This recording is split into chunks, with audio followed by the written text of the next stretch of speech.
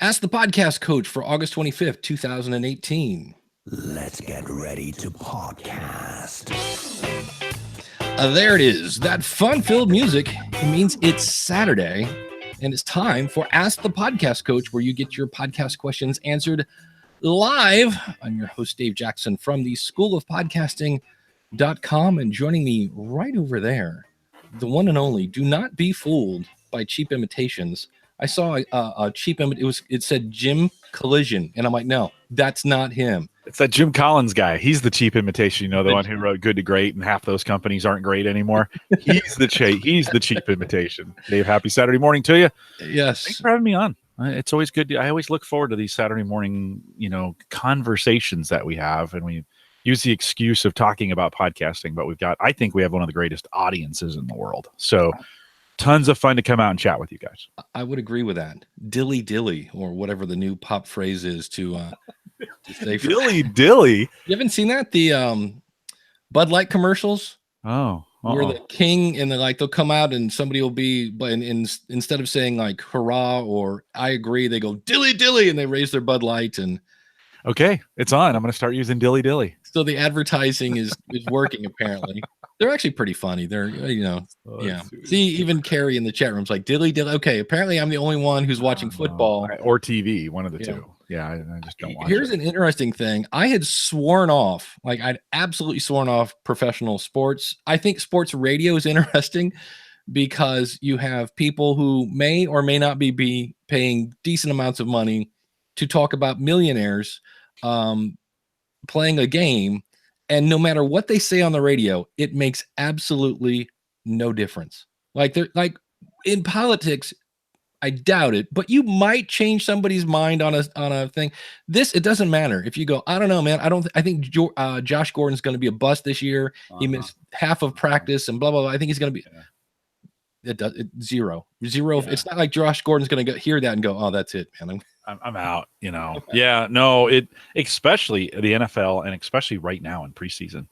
And it really starts in the spring with the draft. And there is so much speculation over draft. And as they've done analysis on who makes it and who doesn't and why not. There's no formula. It's chaos theory so if you're in sports podcasting, I mean, that is some of the easiest, best, because you can make anything up. It doesn't matter. Nobody listens. I mean, nobody remembers. They listen, but nobody remembers. Although Nick Suberling would probably say there was probably audiences members who came back and would call him on stuff. Well, to bring this into podcasting a little more, we all kind of say if you can share maybe some part of the behind the scenes of you in an example, then people start to get to know you and like you.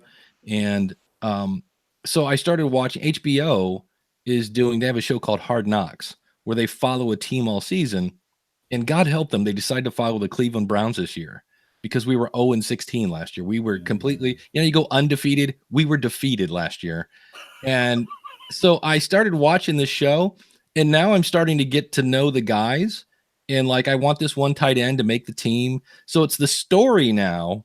So we go back to the power of stories. It makes me watch the game to see if they win. And then the best way to watch a football game is please no spoilers. Let me record it, and then I can fast forward through all the commercials. Right. Yeah. I think you're right, though. You get to know these players through the story.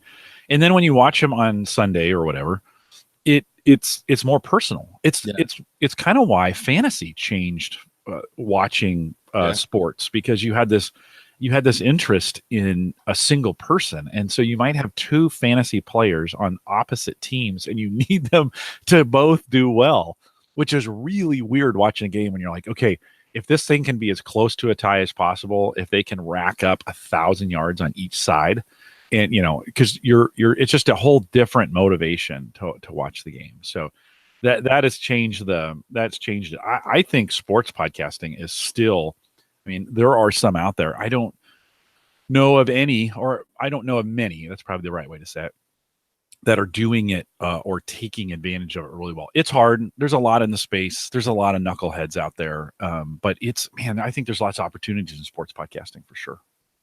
And we have a great question from Clay Corey out in the chat room. He says, I've been invited to join a network They're building a new website for all of us to house our feed on. Is there a way to make that move without requiring subscribers to resubscribe? I see, that makes me nervous. Yeah, First of all, totally. when I join a network and they go, yeah, you have to forward because what you do is you would redirect your feed to their feed. But number one, I want it in writing that when I leave, I can redirect that feed to wherever I go. If somebody's on the network, because if they go, oh, join our network, we're going to promote you, blah blah blah, and you're blah blah blah blah blah.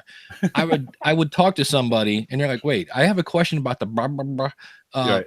So I would ask somebody who's already on the network and go, hey, can you give me a little before and after joining the network? Am I missing anything else, Jim? Yeah, I would say I would have the network figure out a way to consume your feed and make it a part of not the other way around. Like, you shouldn't have to change for the network. The network should change for you. And so I wouldn't do it. I'm not a fan of, I mean, I've been in a couple networks and they're all loose affiliations of groups that are together and we cross promote each other's stuff. And in fact, there may be some, and I'm going to make this up because I don't know for sure, but there may be some evidence that with Google Juice, with SEO, you may be better off having everybody on their own sites cross-linking to each other as opposed to one network site where everybody posts. So I know it's a big deal for advertising, and you want to get a network page because you want to get more eyeballs on the page, and it's kind of a consolidation and economies of scale. I get all that, but I actually think it's better. You're probably better off in the long run if everybody has their own sites. Yeah, that's where I go. If you want to build me a site, that's fine. I'm still going to have my own. And when you want my content on your site, I will send you the code. So if you're using Blueberry or Spreaker or Libsyn, you can get a code for a player and go, here, just put this on the post. Give me access to that. That's the other fun thing is they go, oh, yeah, we're building your website for you. And then we're going to do everything for you. And maybe it's the perfectionist control freak in me. And I'm like, so yeah, I would tread lightly on that because that seems to be the big thing. And I've seen people. What gets me is somebody contacted me last week, and they're like, "Yeah, I'm joining a network. They're putting all our stuff on Libsyn, and I'm already on Libsyn." And I was like, "What's the point of that? Right. Like, what's?" And they want to be able to what some people are doing and what some consultants are doing is there's a package called Libsyn Pro, and I believe Blueberry has something similar where it's made for networks. So you have. And now the difference is you're paying for your bandwidth. There's a monthly fee that's not $20 a month. And then you pay for that. But you can do things like dynamic ad insertion, and you can have multiple, like you can have one big shot smarty pants that gets to see all the stats. And then I can give you rights to see your show so you can see your stats. So it's made for a network. But that's one where it's like, I'm not really sure. Like, I don't know, it's just weird. And I guess that's why, because they want that top guy wants your stats in their stats. Totally. So I see why, but they want to keep track of it in some other pieces. I'm not a big fan. It makes sense, like when you're a company, like you have NPR or even at Gallup. We have 4 podcasts of our own at Gallup. As a brand, it makes sense to have all those podcasts under one network, right? That because the motivations are pure at that point. We're wanting to promote everything. We get paid to do this, right? All those things. But when you're talking about kind of indie podcasters and everybody kind of coming together, like you alluded to this, but man, this thing needs to be in writing, and it needs to be very, very clear what you're doing. Because really, one of the big reasons you come together as a network is for advertising. Because you can pitch, hey, our network, all of a sudden now, if you have 4 shows that are doing 1,000 each, you've got a 4,000 a week, eyeballs on the site. Well, that's more attractive to advertisers than an individual, them having to deal with individuals. Right. So I get that, but that'd be a tough sell for me. Oh, the 2 networks, and I really kind of have a loose network of my own, right? I have a couple shows at theaverageguy.tv. I don't really call it a network, and I don't take advantage of it in that way, but I would be super careful. Yeah. And Mike says, Mike Dell, who is the head of support, I believe, or I'm not sure what his official title is. Big Shot Smarty Pants. Yeah, there we go. Over at Blueberry, says, yeah, they have Libsyn, or I'm sorry, Blueberry Pro. Yeah. So, and you can do it if it makes sense, right? If it's, yeah. I like the, is Steven in the chat room? No. All right.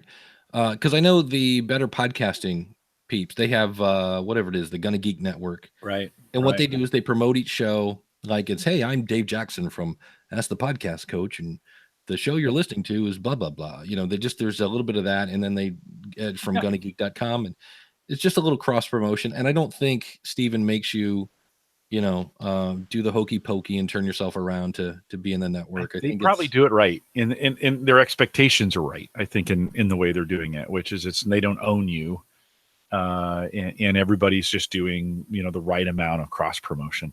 You're gonna have awkward in a network. You're gonna have awkward conversations. That's the thing. It's gonna happen. So if you're a kind of person who doesn't like having to make a tough call one day and say, hey, jackass, stop doing that, or we really need you to promote the network. If you don't want to have that conversation with people, stay clear of a network, because anywhere two or more gathered, there will be conflict. And it is just, you're going to have that conversation. And just a lot of people don't like having that, they don't want to manage it.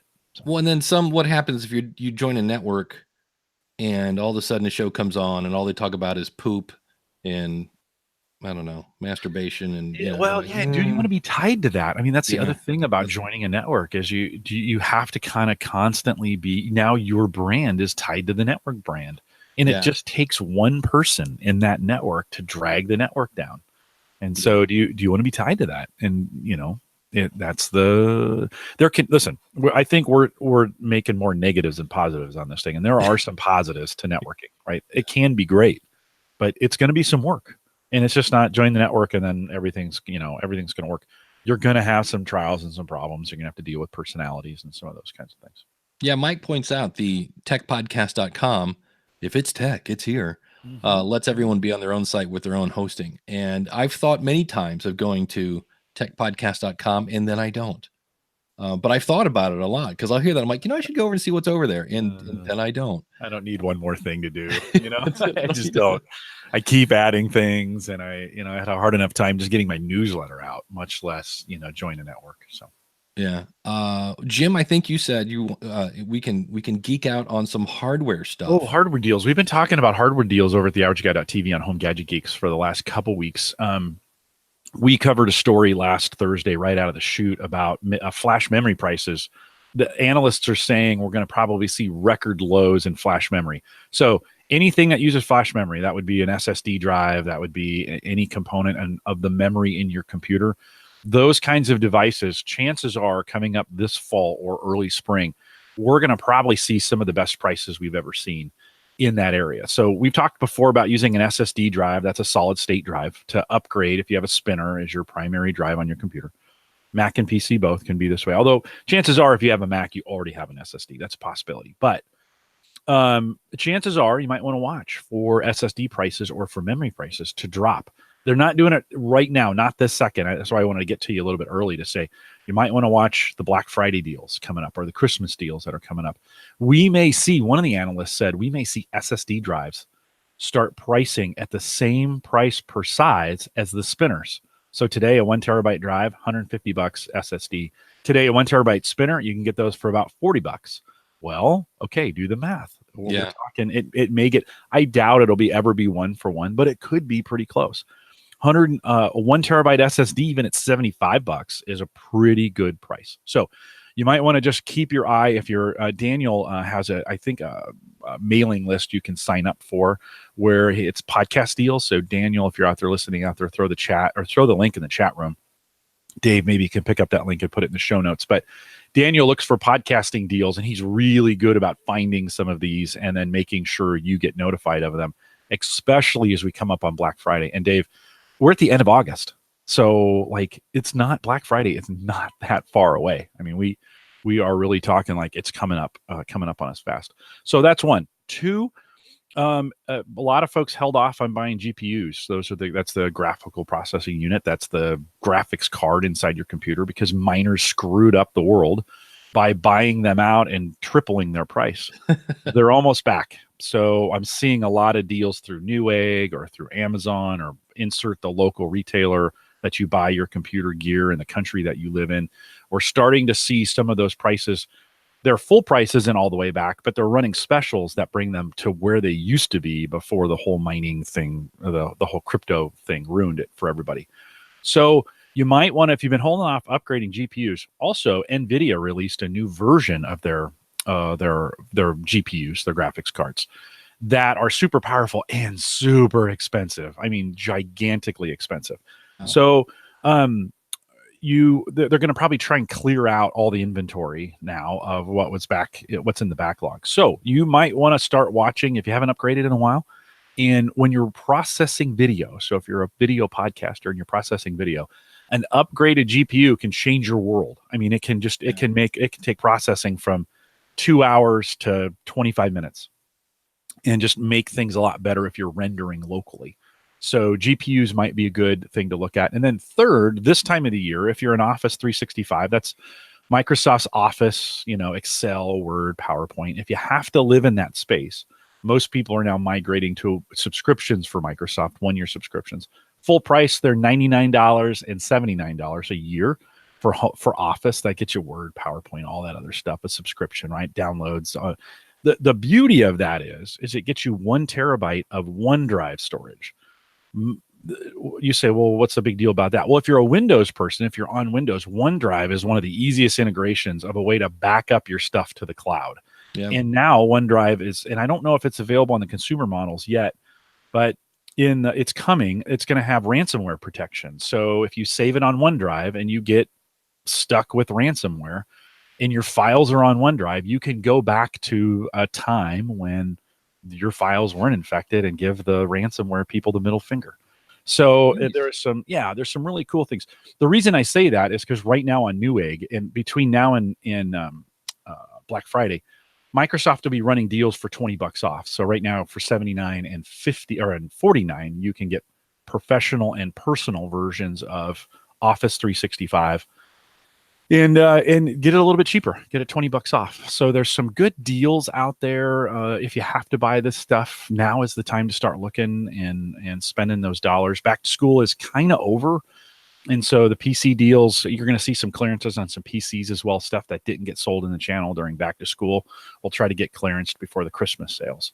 So if you're hardware poor, now is the time to start looking and start fishing for some of those deals for sure. Three good things to start looking at. Carrie wants to know, does OneDrive give you a local folder like Dropbox? It does indeed. And it gives you the option to have it or not to have it. So like if you have multiple PCs and on one PC you want to have the folder and the files local, and on another PC you just want to see them, you can set it up so that it's not downloading. Maybe you have a laptop that doesn't have a lot of storage space and you don't want to sync your OneDrive to it. You can select just to see it, not to sync it.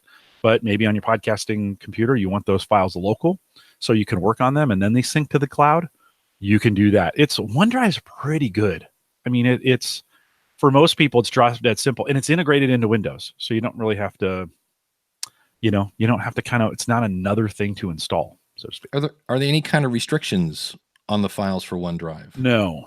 I'm going to say I didn't think so. I keep throwing stuff in it thinking it's going to fill up, because I have a lot of I took all the podcasts that are pod faded, and I'm like, okay, this is just taking up room on my hard drive. I don't want to delete them, but I don't want them on my hard drive. So I just threw them in OneDrive, and I kept waiting for it to go, okay, hey, we're done. Well, if you have a OneDrive subscription, or if you have an Office 365 subscription, you get 1 terabyte per user, by the way. That $99 deal, so even full price, $99, actually gets you 5 licenses, 5 terabytes of backup. It's 1 terabyte per user. For most people, man, 1 terabyte is a ton of storage. Even for most podcasters, you are going to work hard to fill up 1 terabyte. And so if you don't have a current backup strategy where your podcasts are being backed up, in most cases, your host provider is your backup. You're sending it to your host. Libsyn is a good backup, right? It's third party. It's offsite. If your house burns down, Libsyn has it. That's backup. But it's a good idea. You never know. Libsyn could go out of business. For Dave's sake, we hope not. But let's just say one day, Rob, I'm out.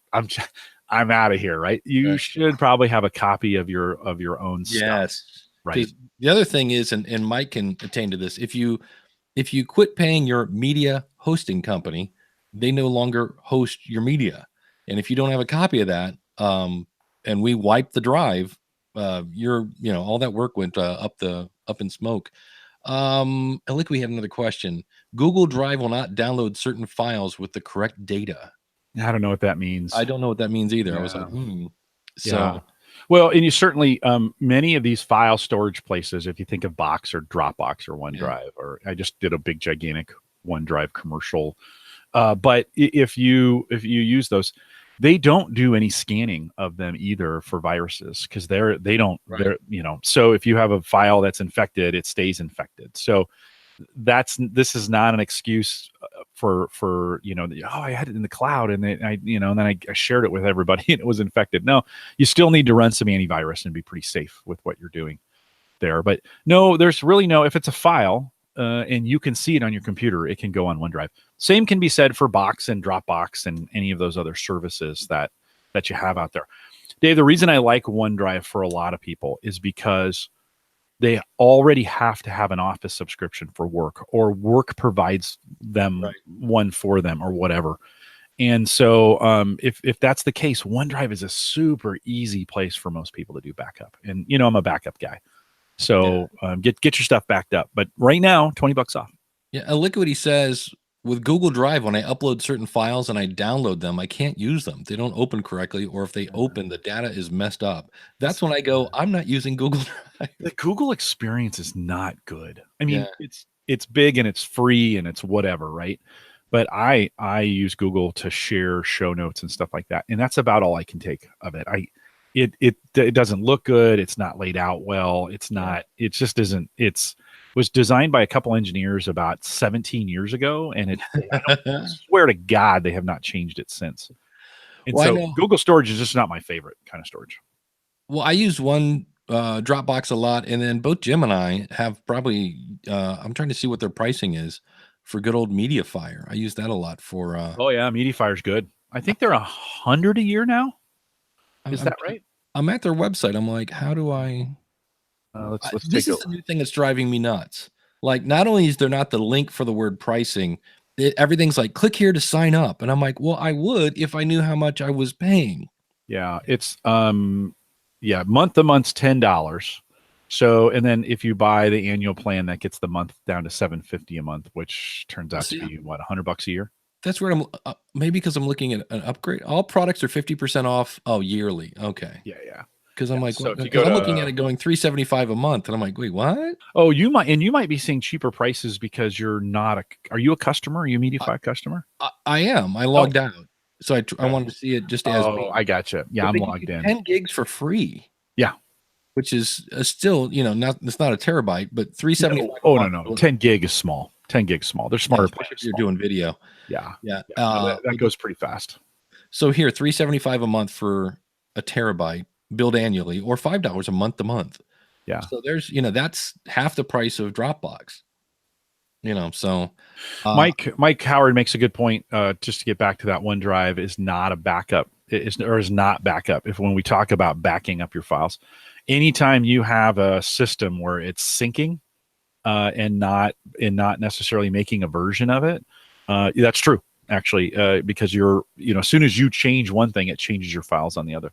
The reason I like OneDrive for most people as a place to go, I talked about it's going to have that versioning in it for ransomware. So good enough for most people.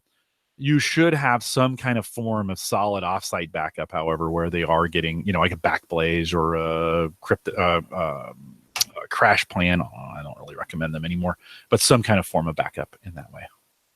All right. Well, joining us, we have a couple people here. Oh. First, we'll kick off with Josh. Josh, welcome to the show, buddy.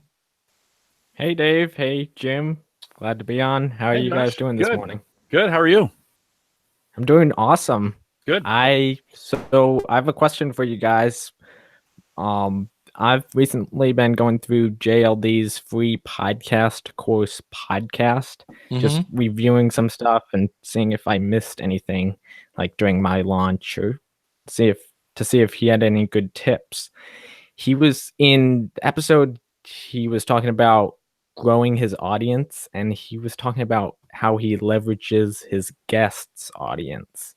So he was talking a lot about how he grew.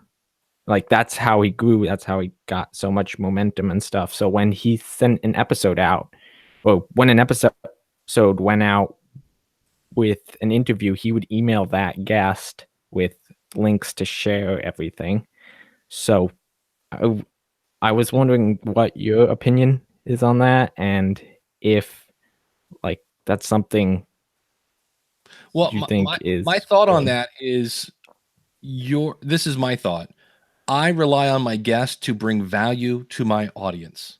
That's it. That's their job.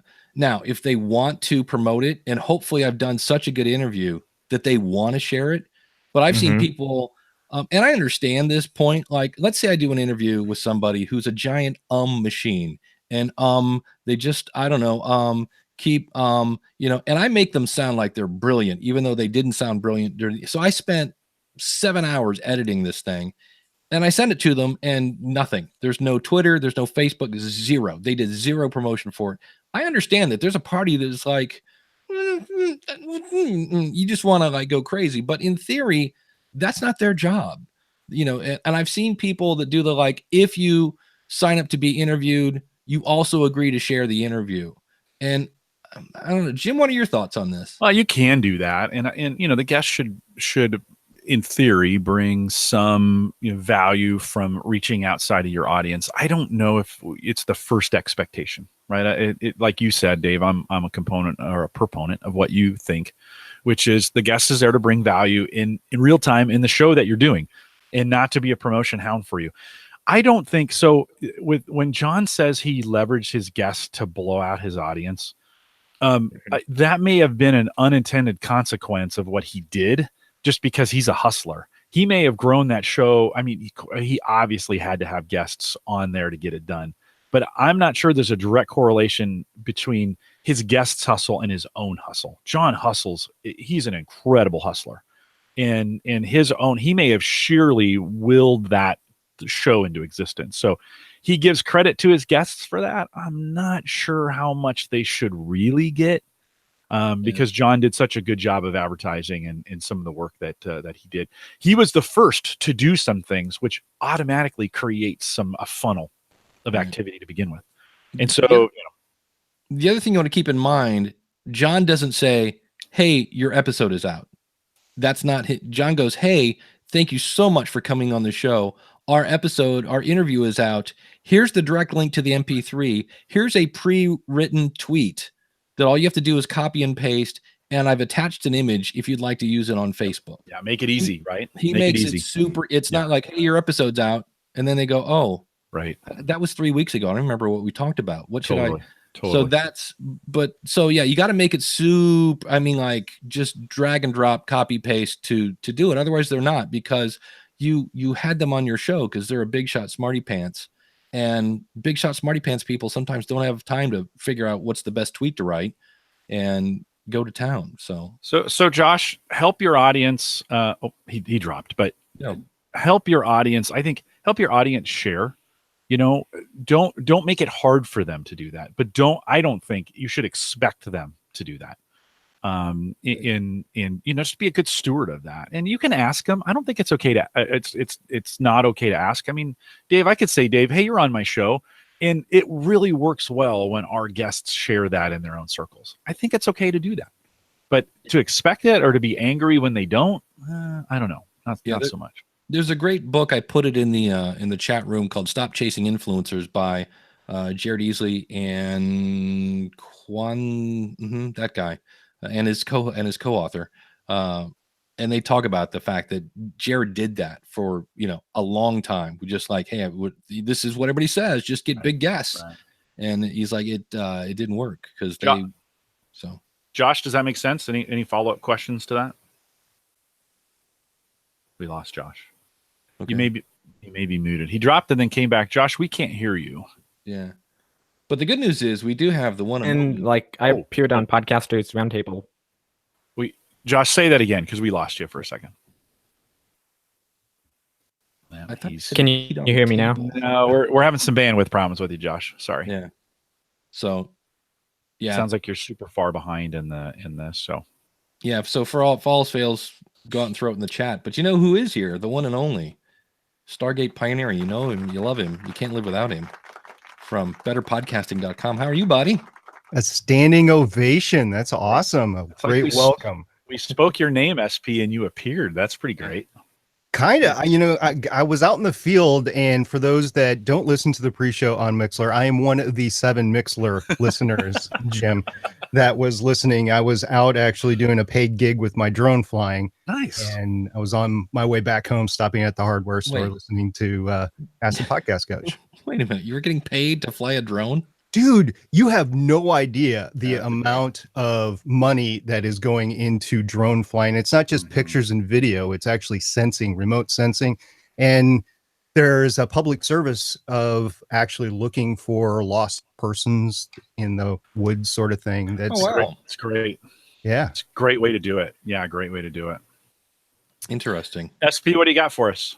Well, you guys were talking about networks earlier. You mentioned the Gonna Geek Network, and Steven's actually on vacation. He can't jump in, so I don't think he would have a problem with me jumping in and talking about the network.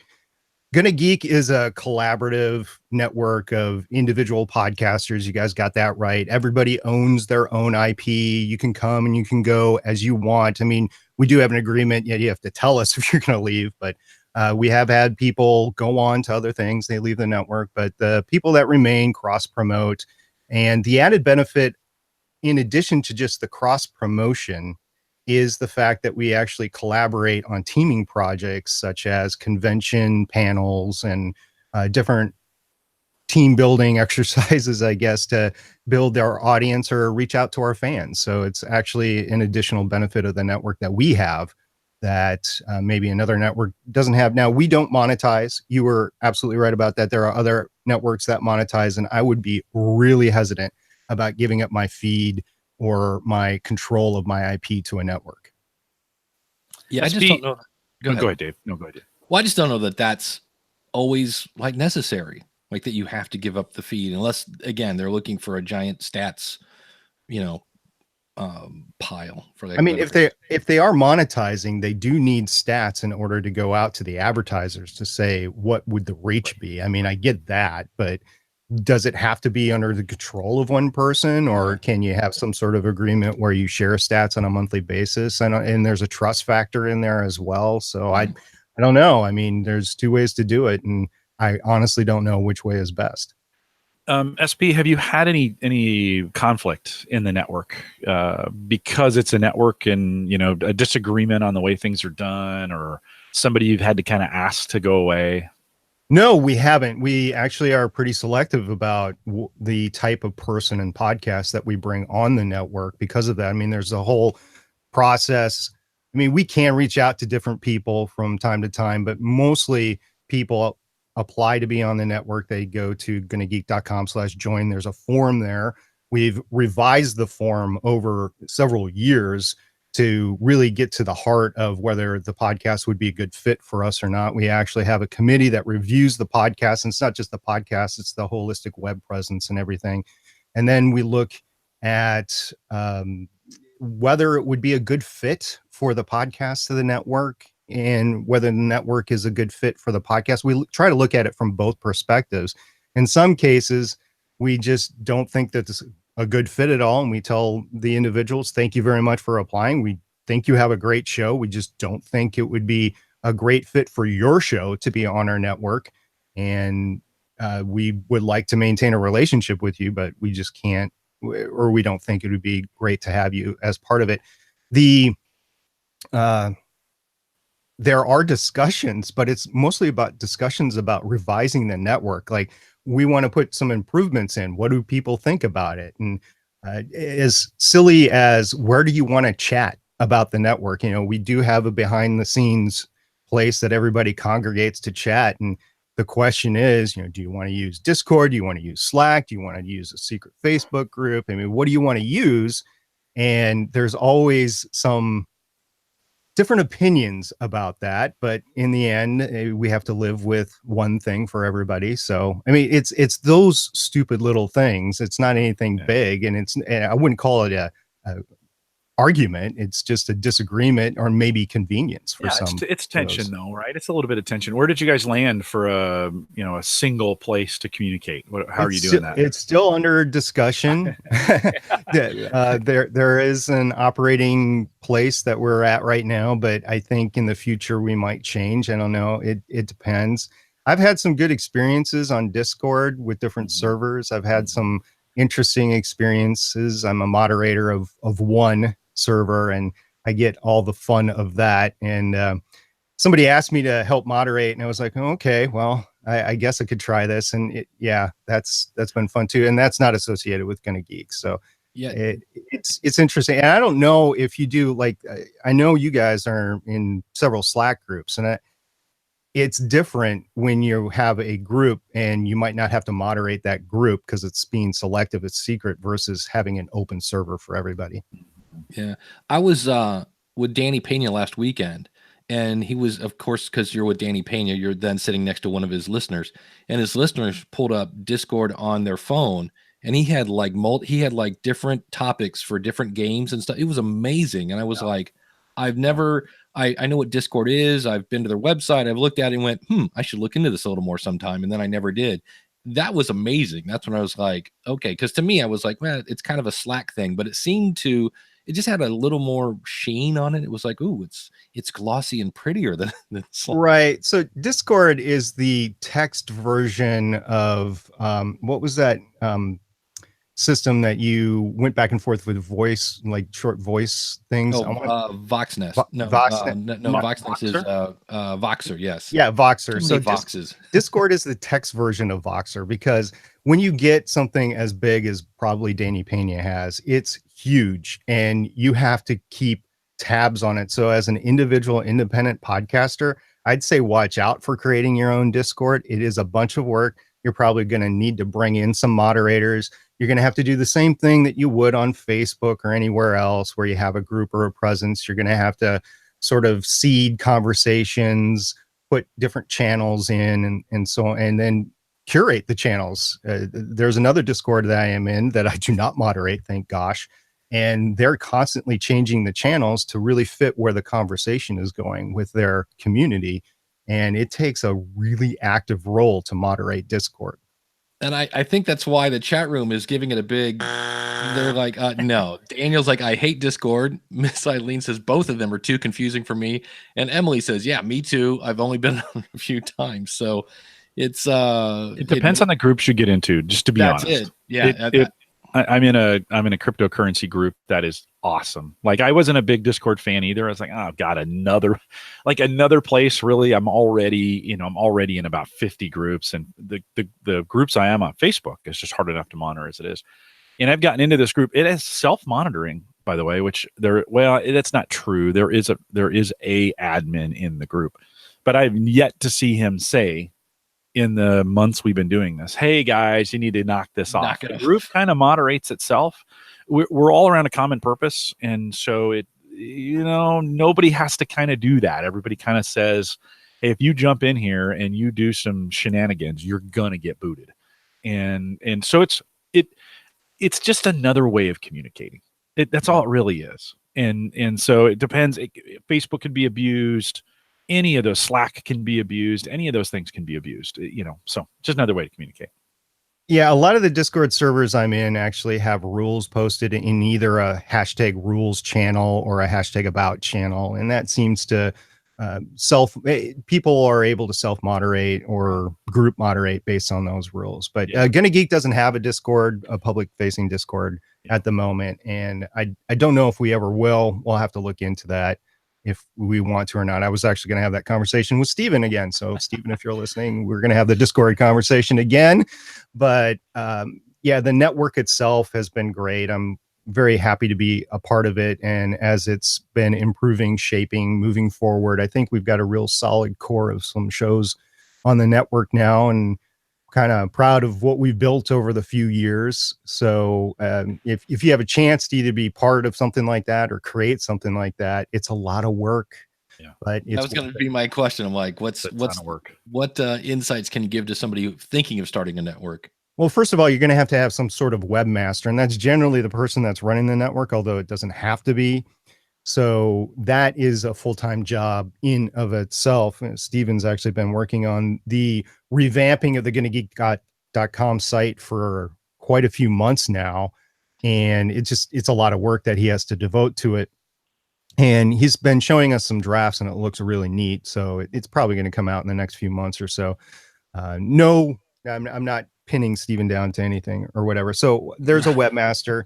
Then you have to have some sort of relations with the podcasts that are on the group. So you have to continually communicate back and forth, whether that's a quarterly meeting, a group email, an annual meeting, or something like that. Or like we were saying before, like a chat, a behind the scenes chat that's continual. There's going to have to be some relationship communication and relationship building that's ongoing. Matter of fact, one part of the onboarding that we do, because we're all geographically separated, is we make sure that we actually have a face-to-face Skype call with the people, just so we put a face with the podcast and they put a face with the network, sort of thing. We instituted that as part of the onboarding about a year ago, and it's really been beneficial to understanding both ends of the conversation versus just doing it all virtually, which we had been doing a bit of that before. And I like that improvement. So yeah, lots of work, and not to mention that you have to make sure that the website stays up to date, again, with the website stuff. And if you do any community outreach or community sort of events, like we've done several panels at several different major conventions. I mean, we were just represented at San Diego Comic-Con for the first time this past year, so that was awesome. Nice. And it takes a lot of work behind the scenes because there's a lot that has to go. I mean, Dave, you've gone to different conferences and you've presented. Jim, I know you've gone from professional conferences and you've done professional podcasting there as well. There's a lot of work that goes on behind the scenes beforehand and afterwards. And if you're doing it as a network, that has to be coordinated as a network, not just you individually. So that takes an additional amount of work too. SP, how many podcasters are represented, or podcasts are represented in the network? I think I counted at 23, I think a couple of weeks ago. So I think that's what we're at, 23. And that probably works pretty well because it's a loose affiliation. Like, I think a loose affiliation may allow you to scale a little bit wider out than, because imagine if you were trying to do numbers every month and pay and advertising, because you guys don't broker advertising or any of those kinds of things for folks on the network, right? Not yet. And we might get to that, but there's no concrete plans on that right now. Okay. Yeah. But it's another layer, right? It's another layer of complexity for you that you're going to now, anytime because money's not changing hands in the network for you guys, right? Is that correct? No money has changed hands. So I mean, Stephen jokes from time to time of paying us 1 Canadian penny, which is funny because Canadians don't have any pennies anymore. But nice. Well, and it's easier when money's not changing hands, and then as soon as money kicks in, it gets personal. And that's a good way to ruin a good friendship, is to start trading money. So I'm sure you guys are thinking about that, treading lightly on it, putting the considerations in, because no matter how much you try and nail it down, it's something there's always some kind of crazy conflict. Right. So in our onboarding process now, we do have tentative agreements that goes back and forth on if we monetize such and such. I mean, right. We will refine these agreements at a later date, but right now this is the initial agreement. So we do have those initial agreements in place right now. We just don't actually act on it. So there's no reason to worry about it yet. And the agreements that we would make would be beneficial to the podcaster. Absolutely. We're not looking to skim off of them at all. I mean, the main purpose of the network is to have fun, is to collaborate and cross promote. Are you tracking cross promotion using Google AdSense or using the Google Analytics or anything, as far as being able to know who's sending traffic from who? And do you have any kind of idea of the value of a podcaster on the network? Yeah, so from time to time we do Google searches and do a little investigation in the SEO. I would say a couple times a year. It's not actual, there's no set time that we do it, but Chris, Steven, myself, and Cody, we usually get together and we're like, hey, this is neat, this is going on. So we do see value in the cross promotion of of the network. And even if it's just a mention of you're a proud member of the Gonna Geek Network in your show notes, that actually adds up to the SEO over time. Yeah. Super cool. Cool. Nice. Awesome. All right, man. SB, thanks for jumping in, man. Thanks You for bet.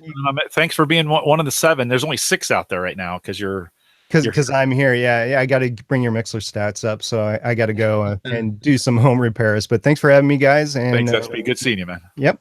Bye. Yeah. Take care. And you know who always gets along in our group?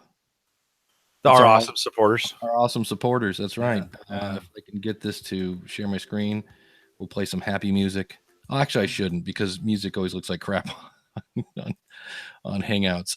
But yes, our awesome supporters, people like Josh Liston from onthebubblepodcast.com, Greg from Debt Shepherd. You can find him. He's teaching financial wellness at debtshepherd.com. Jonathan Bloom, be great today. Check him out at weeklyawesome.com. And Glenn the Geek Hebert. I was actually on his 2000th, that's a fun word to say, episode. HorseRadioNetwork.com. 2000. Holy cow. Yeah. Because I asked Rob and Todd, I go, how many people do you think get to that? And he's like, well, Rob did the math. He's like, if you did 5 shows a week for 8 years, that's 2000. Wow. And I was like, holy, so not many, basically, in a nutshell. Well, you get help too if you need to get to 2000. Those aren't all his. Is that or are they? That's on the network, yeah. And he does a big chunk of them. So yeah.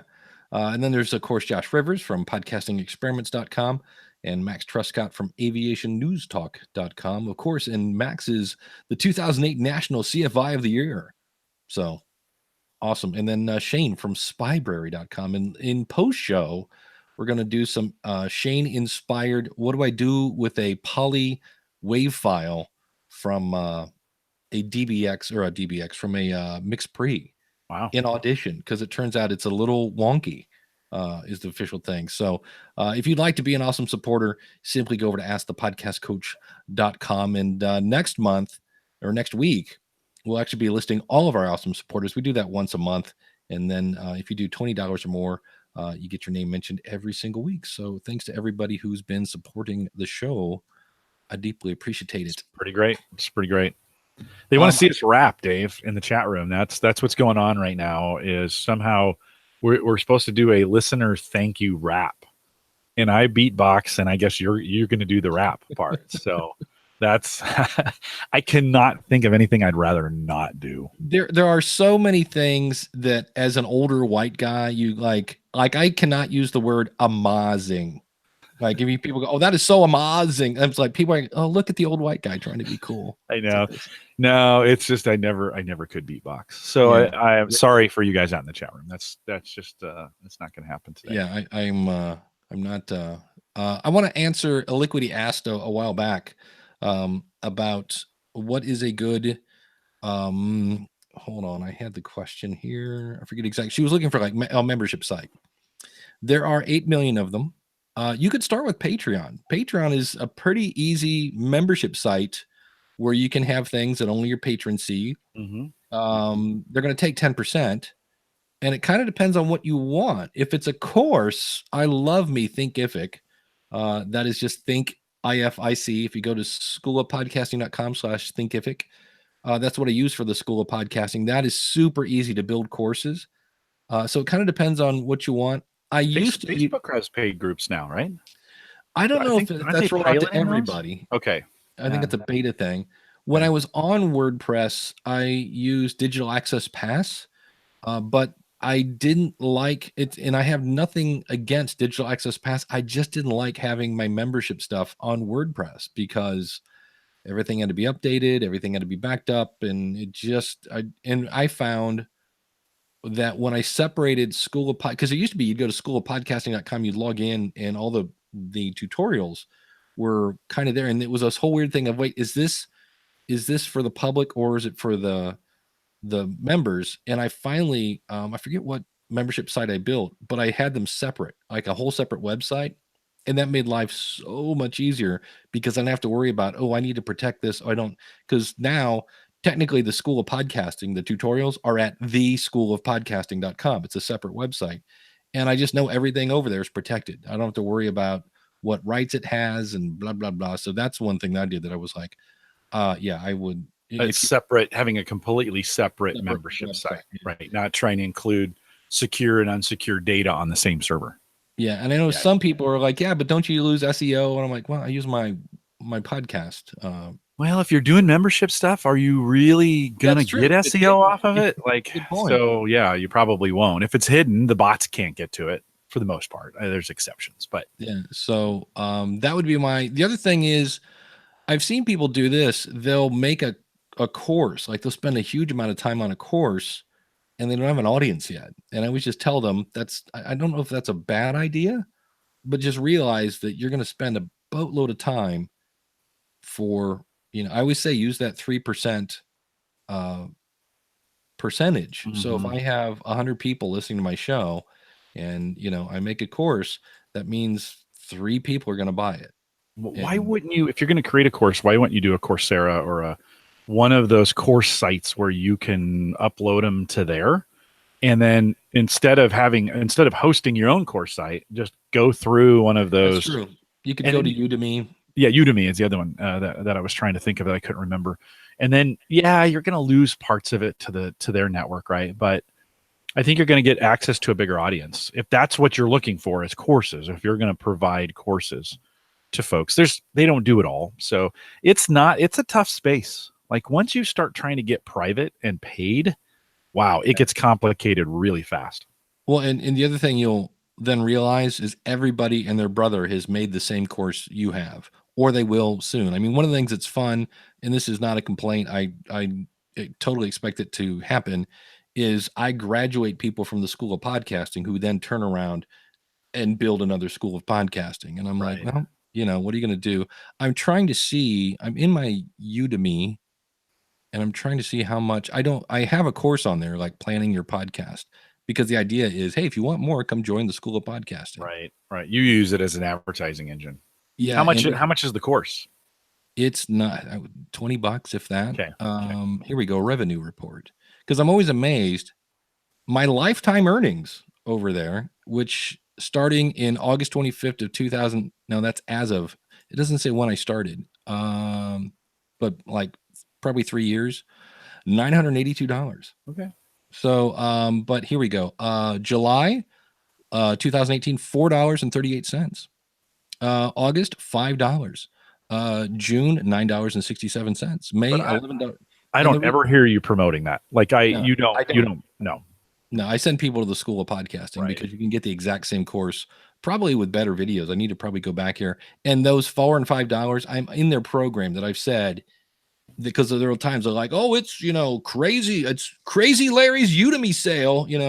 He just wants to sell courses. It's Crazy Larry. It's $5, and I'm like, so that's where I'm getting the $5 a month from. But I'm like, if that person decides to come over and do the rest. That's it's fine. a thing, right? It's another thing. You're not paying anything for it. If you had a $150 annual membership over at Udemy that you had to pay to be on there, that might be a different story. That might be, your ROI may not justify it at that point. But if you can get on there, create a course, do it for free, and maybe get some advertising out of it, not a bad way to go. And if you're looking to dabble in courses, that might be a good way to start, because you may start making these and then go, oh God, this sucks. Like, I don't want to do this. This is awful. The other thing, and I have to be careful here because I don't want to sound like I'm complaining, but this is reality. I don't deal a lot with refunds. That's good. I don't have people going, hey, you gave me 30 days. I think I've done that twice, maybe in 13 years. And one was because somebody just came from Cliff Ravenscraft course and was like, oh, I thought this would be different. I'm like, no, it's just cheaper. That's all, but password resets, I forgot my login. If you're doing something with PayPal and their card updates, but they didn't update their card, all of a sudden they're canceled and I can't log in. So there are some maintenance issues that you have no control, like the PayPal thing, you have no control over. They're just like, I can't log in. You go, it looks like you canceled your subscription. I didn't. I'm like, well, then it's your PayPal thing. So there are things that are kind of, and I even have a thing like how to cancel your account, because I don't want people there because they can't figure out how to leave. And I still have people go, I watched the tutorial. I can't cancel my subscription, and it's log in, click on my account, click on cancel. I mean, it can't get any easier than that. So there is some maintenance to it. And then if you're doing anything with software, have fun, because every time you turn around, somebody's going to update their software, which means you get to update your tutorials. So it's an income stream, and for me, it's a great income stream, but it's not. I always laugh at the word passive. Oh, it's passive income. Not really, but it's the more you can passive have, in the sense that you make it once and it can sit there for a while and you don't have to do anything to it, and people come to it, right? So it's passive from that standpoint. You're still creating something, but create it once, use it over a couple years, remove it, do it again. Repeat. Yeah. Liquidy says she took my Udemy course and then eventually came over to the School of Podcasting. So there you go. Yeah, it worked. I think if you're thinking about doing it, I mean, there's no charge for you to put a course on Udemy, right? Yeah. No, they just take a big chunk of, I forget, half, I think is what that is. Yeah, of what they take. So I'm not paying for bandwidth. I'm not paying for them to update and keep their stuff updated. I just throw the tutorials on, and in theory, they're marketing their site, and then hopefully somebody will find your podcasting course, in my case, amongst the other 28,000 podcasting courses. So go ahead. Well, here's the funny one. I was gonna update. I had one, and I couldn't say free. I couldn't say how to podcast for free, but I had a course on how to podcast on a very small budget or something like that is what they allowed me, because they change. They're like, you have to change that name. But I have found that people who, like, I know Miss Eileen has a course on Anchor, like how to podcast in Anchor. And I got news for you. I could be wrong. Maybe she'll prove me wrong. I think people that love Anchor because it's free are not going to pay to learn how to use a free program. And that's what I found out. No, I think I had one person that bought how to podcasting for free, because I had I think it's still on the domain, podcasting for free. And then I pointed it at Udemy, and depending on, same thing, musicians are, starving musicians. Well, guess what? There's a reason they're called starving musicians. They don't buy squat because they're broke. So you have to look at who your market is to, in some cases, because if you're pitching something because, hey, I'm going to show you how to do this for free, that market may not be, there just may not be money in that market. Yeah. In that niche to be able to do it and get it done. There you go. Miss Eileen's all smart. She goes, that's for my patrons, and she uses it as a lead magnet. Yeah, it's probably the best. Yeah. Yep. Because I mean, there is, if somebody really wanted to podcast for free, and they said, okay, now they have to use Anchor, I would say no. They have to use Anchor if you want to use your phone. But there is Whooshka, and if somebody really, really, really wanted to podcast for free, I would go Whooshka, because the terms of service are better, and you have access to your Apple stats, assuming you have Apple stats, but at least you have the ability to log in to see if you have Apple stats. So they don't take that away from you. But anyway, but I don't recommend free stuff unless it's, PowerPress stats or PowerPress, or there are a couple free things. The MP3 Skype recorder that's free, because you got to support that stuff one way or another. So, but at any rate, man, that hour went quick. It did. With thanks to Josh and SP for jumping in and being part of the show today. I love to have visitors like that. It's always fun to have a visitor at the house. Somebody knocked on the door and I ran to it to see who was at the door. We never do that anymore. And it's just great to have folks on the show. Yeah. And I got to give you kudos. You've been very consistent in putting your back monitor on. Oh yeah. The last couple of weeks I'm actually remembering to turn this thing on. I actually moved some things around too. I put some boxes up here of some gadgets. I'm supposed to be a gadget guy. You look like what is the big, it looks like a blimp on a stick right behind you. What color is it? It's right there. What is that? The box, those are the Quiet Comfort 35s. The Bose Quiet Comfort 35s. Oh, it's a headphone. Okay. Yeah, they're great headphones. I thought it was like a microphone, and then like this was the arm, and it was like this big round thing. I sold my Yeti, so I had empty space, so I moved and I'm no longer a Microsoft MVP, so I moved those over, and then I'm like, well, I saw a YouTuber put some boxes in their background. I thought, I'll give that a try. So here we go. There's some gadgets in the background. Where did the skis go? Skis are, they're in the garage, but they're going to be gone. They're going to be gone here in the next couple of weeks. Talk about Gonna Geek. They're just going to be gone. Gonna gone. Yeah, it's time to get. I have an emotional attachment to those skis, Dave. So I'm having a hard time getting rid of them. But they are old and dangerous. Nice. Which is what you want in skis. No, you shouldn't be skiing on 20-year-old bindings. That is not a good idea. So just like you shouldn't be podcasting on Anchor. Okay. So that being said, find Jim over at theaverageguy.tv. You can find me over at schoolofpodcasting.com. And we are here every Saturday morning, askthepodcastcoach.com/live. Thanks for sticking around, and stick around a little more for some post show.